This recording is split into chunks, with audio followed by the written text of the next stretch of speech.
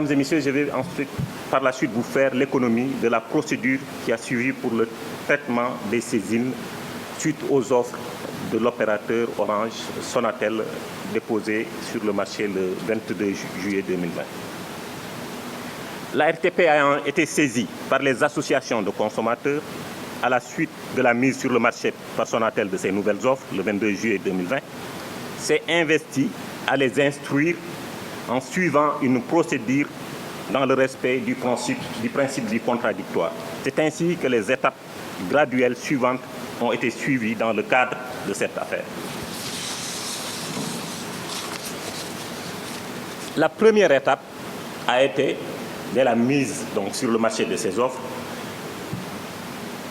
faite par l'ARTP de demander à Sonatel d'informer par des supports de communication appropriés les consommateurs sur les nouvelles offres et leur contenu et de répondre à leurs interpellations par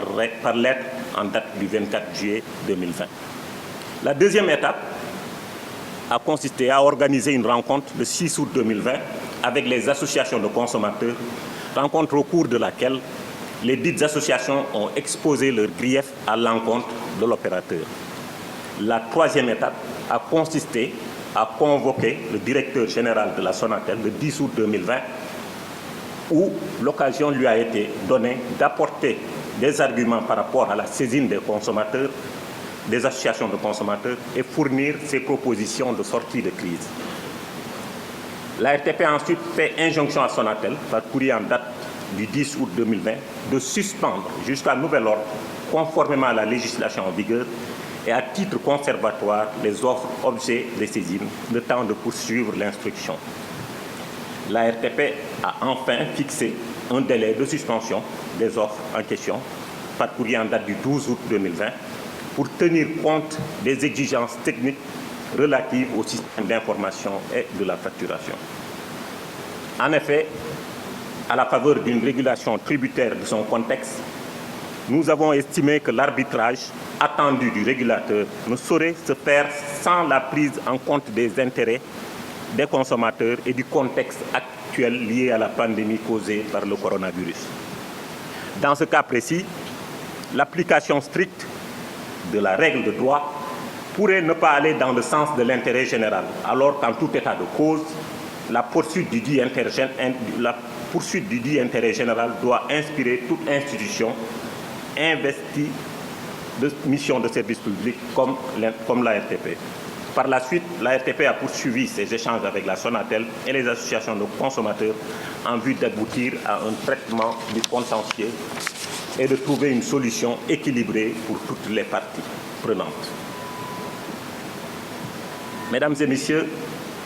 je vais exposer enfin les résultats du traitement des saisines. Le résultat de notre intervention donc peut se résumer comme suit. Sur l'ensemble des offres lancées sur le marché par Sonatel, de cristalliser essentiellement les réactions des associations des consommateurs. Il s'agit de l'offre Illimix moins 1900 qui, selon ces associations, a migré vers une Illimix moins à 4500 et l'offre Illimix moins 5900 qui a migré vers une offre Illimix moins 7500. D'après donc les associations des consommateurs et les plaintes qui nous sont parvenues, ces deux offres ont donc connu une évolution de leur contenu et de leur prix. Les autres offres ne posaient pas de problème majeur. La Sonatel, quant à elle, a soutenu que l'usage de certains services dégrade fortement la qualité des services QoS.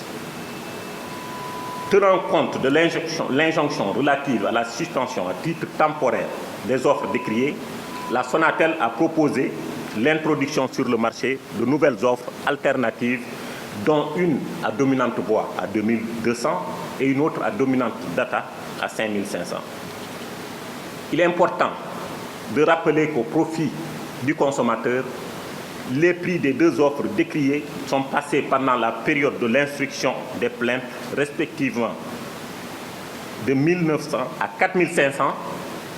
finalement à 2200 pour l'offre à dominante voix, avec 50 minutes de communication voix, tout réseau en 6 et une baisse du volume data. Ensuite, Pour l'offre de 5 900, elle est passée donc de 5 900 à 7 500 pour ensuite